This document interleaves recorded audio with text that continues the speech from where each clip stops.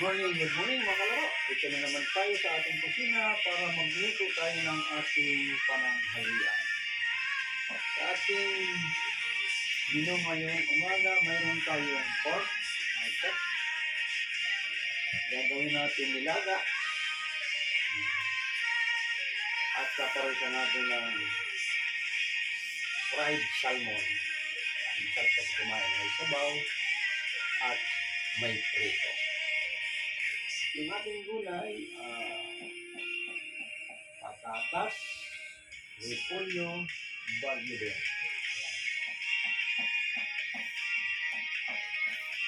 At ang panangkap naman ay tanglad, luya, sibuyas. Ang ating nilaga, patis.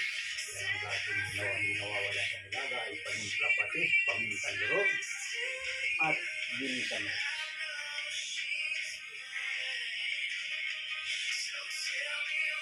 Sa ating mga baguhan ay hindi niya pa kabisado kung paano mag-prepare ng pangnilaga. Ang ating pangnilaga ay masarap yung pinaghugasan ng bigas na pangalawa, yun ang gamitin mo. Pero pwede rin yung plain water. Katulad na yung plain water dahil hindi ako nakakawa ng pinaghugasan ng bigas. Plain water pwede naman yung galing sa gripo. Basta may filter, pwede na yan. Gawin yung sabaw. Ngayon, masarap sa nilaga ay malambot at para sa akin, hindi nawawala lang ng tanglad sa nilaga. Baboy man o beef, masarap ang may tanglad. Malasa at may pakinabang yung ating tanglad.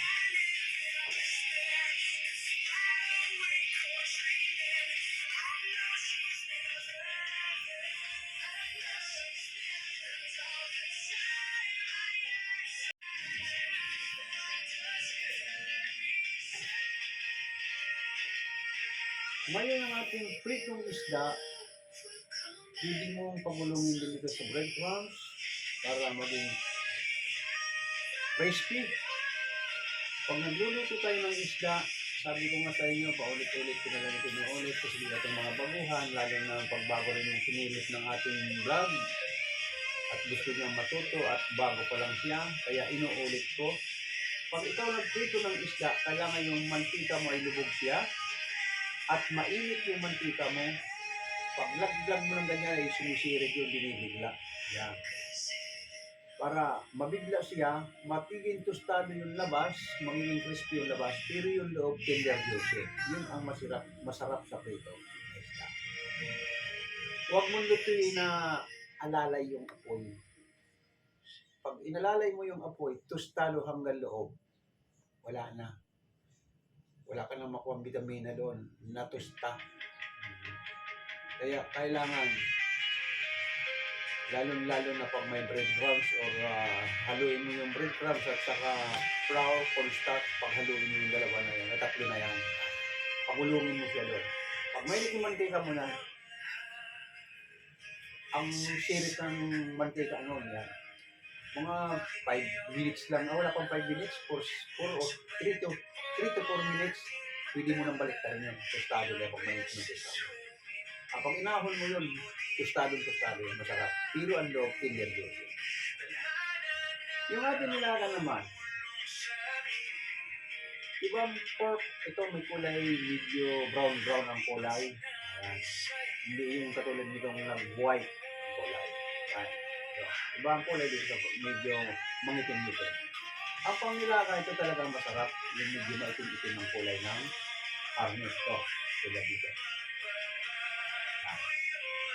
Ito yung medyo maputi-itim dito sa labing. Ito masarap ang nilaga.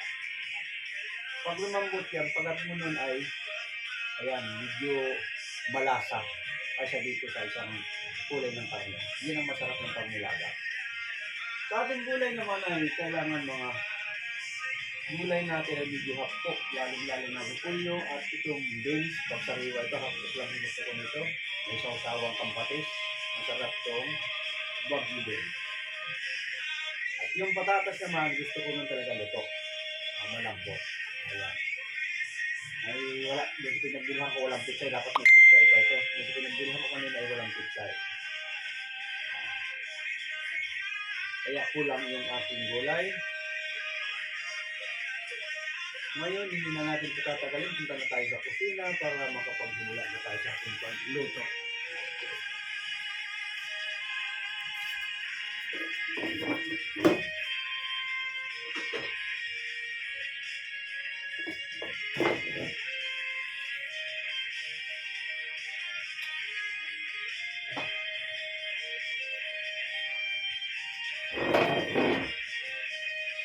Maglinis-linis. Ito, mayroon na tayo naka-ready dito. Kasi nakasaing ng maaga, wala akong natukan sa baon ng bigas. Ito, clean water lang, galing sa filter. Ito, pakukulanan natin ito.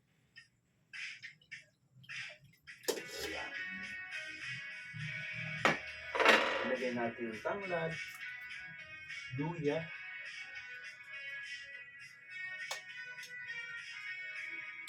at sibuyas. Ayan, ilagay natin na.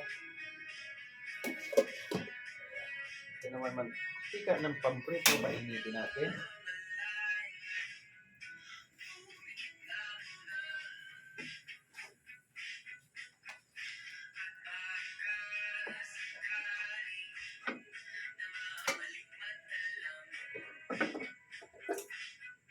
Ayan, meron pa tayong usual pinagpirituhan ng manok. Gagamitin natin. Sayang na mantika. Lagyan natin lahat. Dagdagan natin ng bago.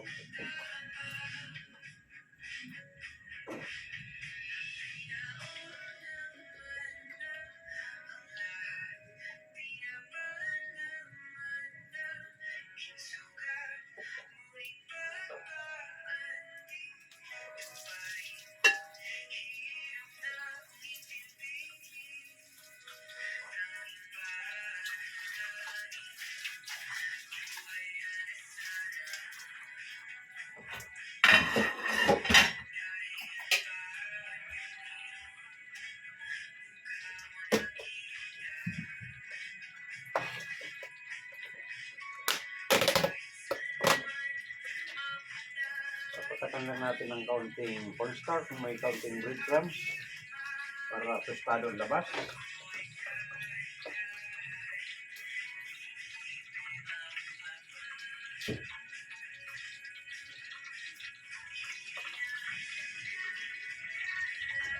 Pinaghalo ko yung breadcrumbs at papatanggal natin ng kaunti-kaunti.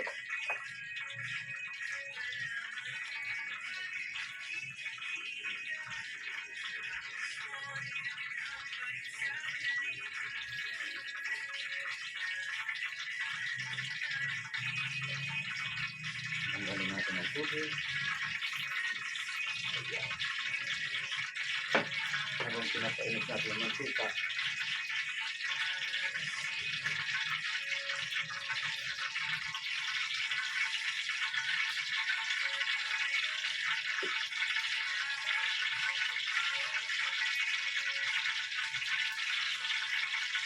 okay.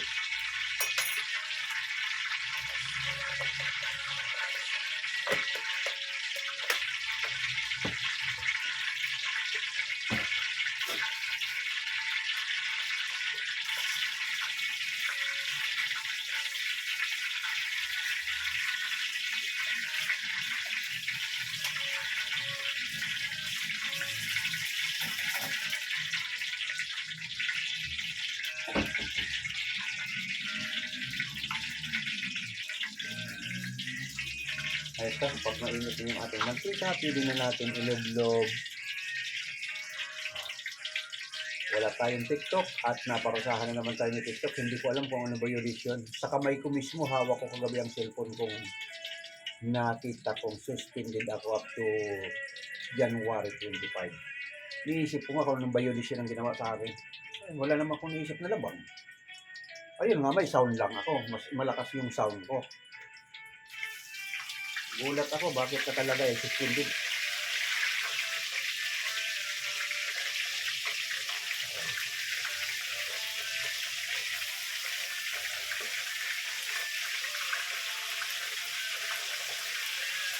Yan, pinagkasya ko ng 8 piraso sa kawali.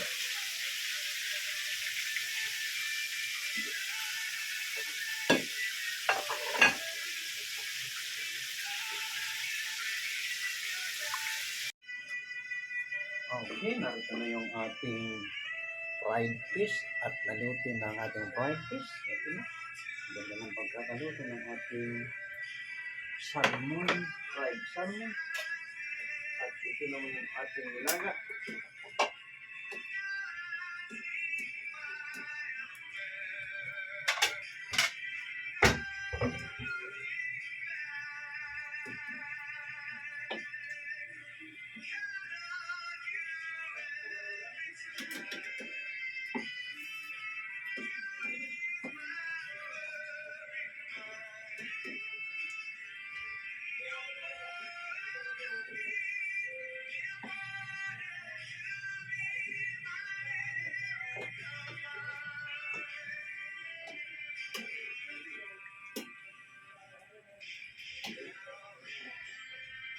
Ito naman yung ating nilaga. Ito, sa ating sabaw. Sabaw ni.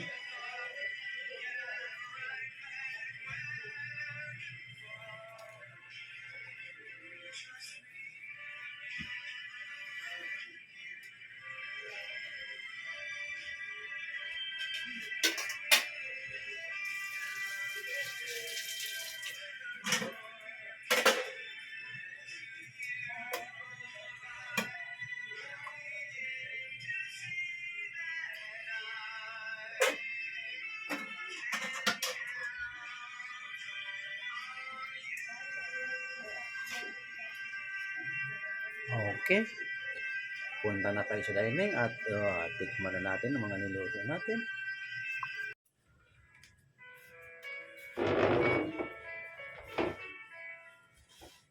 Okay, ito na yung ating finished product na nilaga natin na baboy. At ito naman yung salmon na pinirito.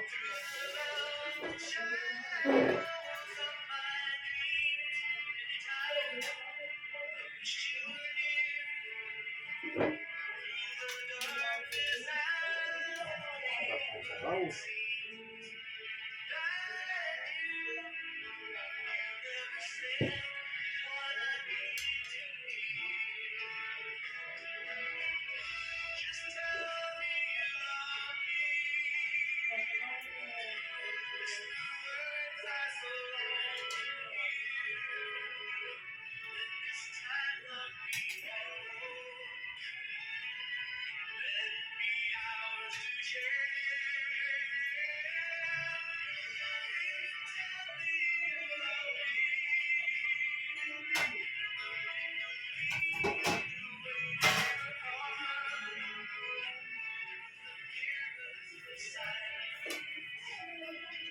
Bigyan natin ang kombinasyon ng patis,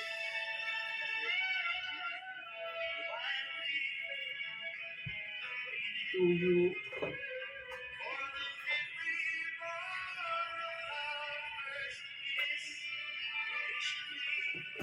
suka. Yan ang kombinasyon ng sausawan ko. Tayo mag-iba tayong hanggang sausawan. Pag nilaga, yan ang sausawan ko. Tuyo, suka,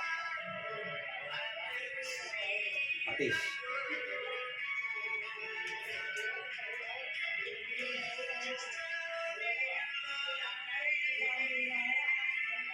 Harap ng bagibis ay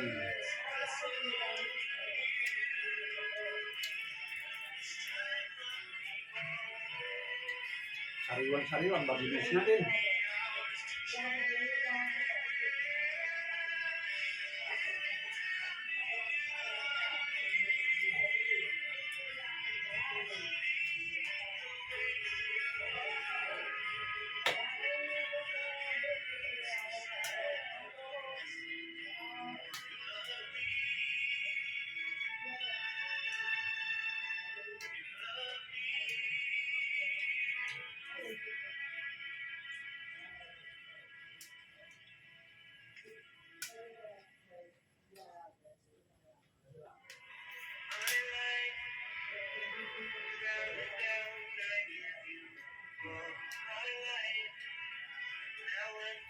crispy fried fish natin, tender juice ang loob.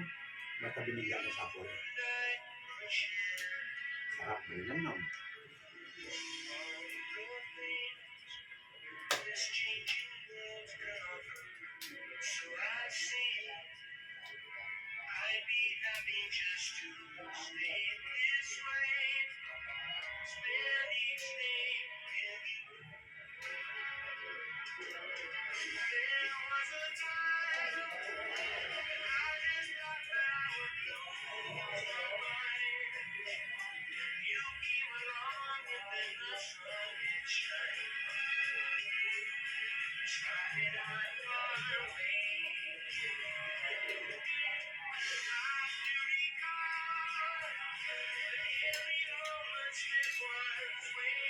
Narinig at sa gulay talaga.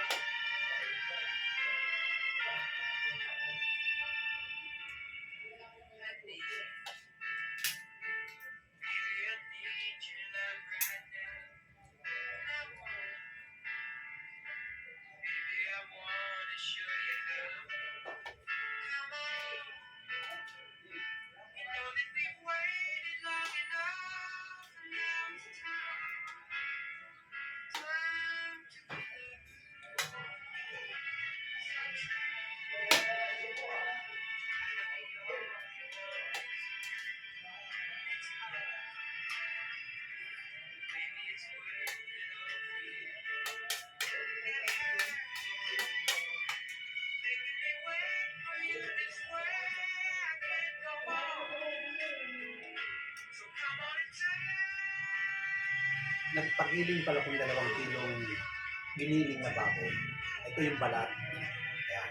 Wala nang taba yan, pero masarap ang balat. Diba? Isama ko sa nilata yung balat. Wala nang taba yan, balat na lang talaga. Sayang kasi. Sarap na ba yun? Simple.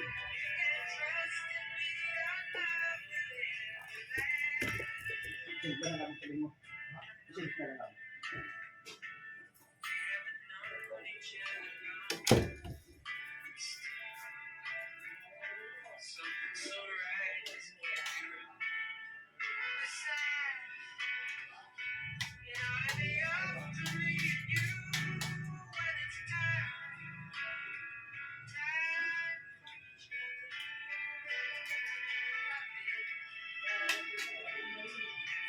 Wala nang taba, kaya masarap kainin.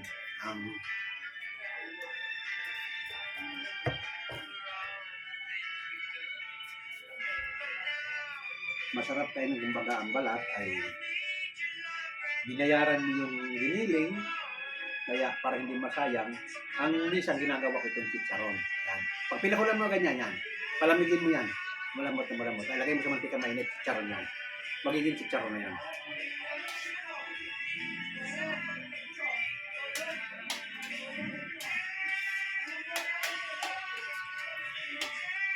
Ganun din sa balat ng manok ha, mga baguhan natin na magluto. Kung ganitong balat ng baboy na galing sa giniling, huwag nyo itapon. Pakukulan nyo, sama yung katulad dito. Nilaga ko, sinama ko sa nilaga. Ngayon, kung purong balat lang, pakuluan mo. Pag malambot na nakukurot na, palamigin mo. At iprito mo sa mantika mainit. Chicharon yan.